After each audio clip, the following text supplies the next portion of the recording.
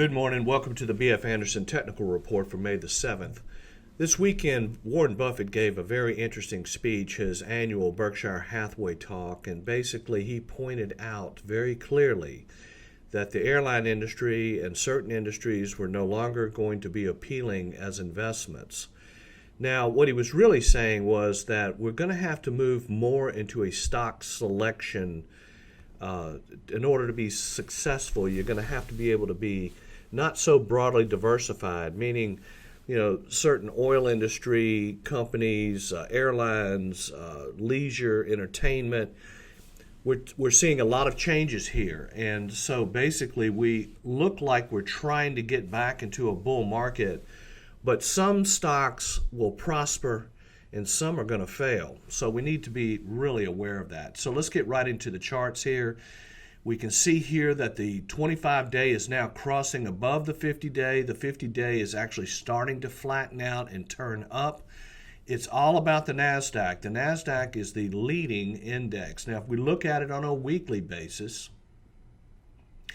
you clearly see that we're above the 35-week moving average for the fourth week. Now, the rule is 2 weeks above the moving average gives you the buy signal. So we are on a buy signal on both the weekly and the daily NASDAQ. Now, the small caps, we're now looking at a monthly graph, and the small caps just continue to struggle. We're not seeing these indexes outperform. Now, here's the S&P 500. Again, the S&P is actually not performing as well as we would like. It was back above that lower moving average. We've pulled back below it. However, it is on a golden cross, so we're still bullish on the S&P. Now, the NASDAQ is, like I say, clearly in the lead here and above both moving averages, and we are on a buy signal.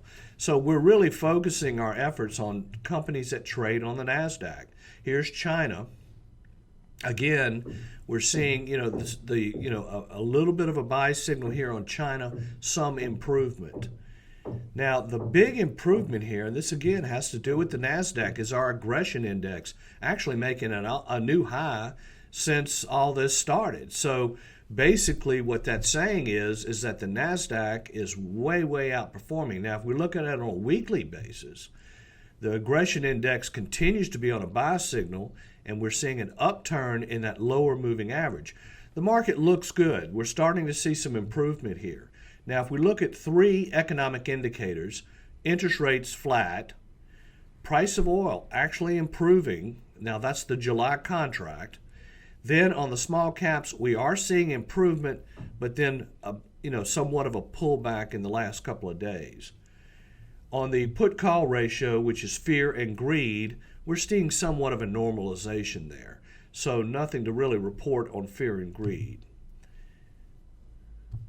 Now, on the 200-day moving average and also on the 25 and 50-day moving average, you can see that the S&P is back above, are continuing to stay above both moving averages, and the 25-day is crossing above the 50. We're not back above the 200-day, which to me would be a really strong indication. Now let's look at historic 200-day indexes. This is the S&P going back to the year of 2009. So we're seeing a bottom here. We're trying to understand, what does a typical bottom look like? Well, you'll get your drop, then you get your second drop.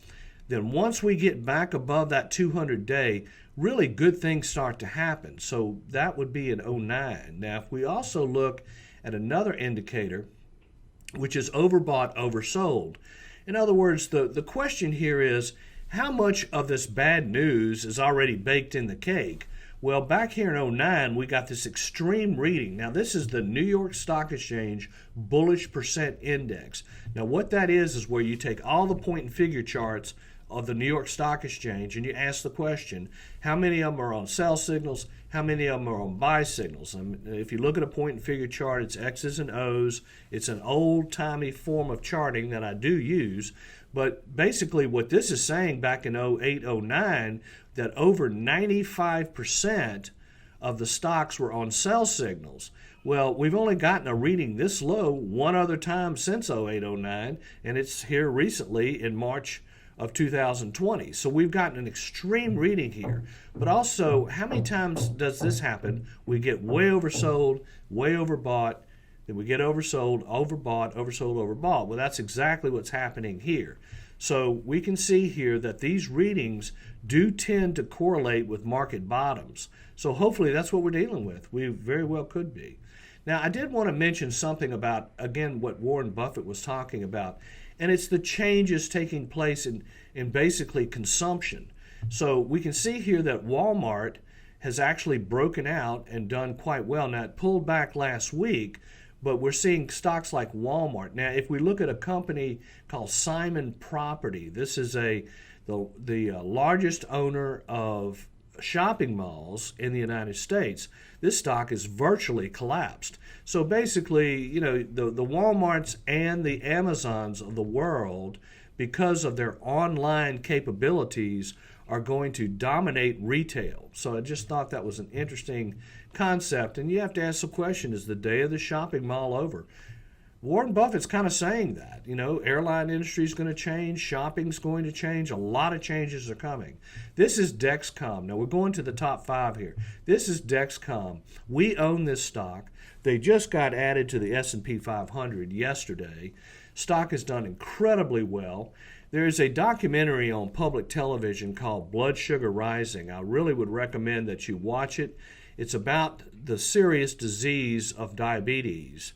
And what Dexcom is working on, and what my speculation is that they're going to develop a robotic pancreas. That's what this documentary is basically about.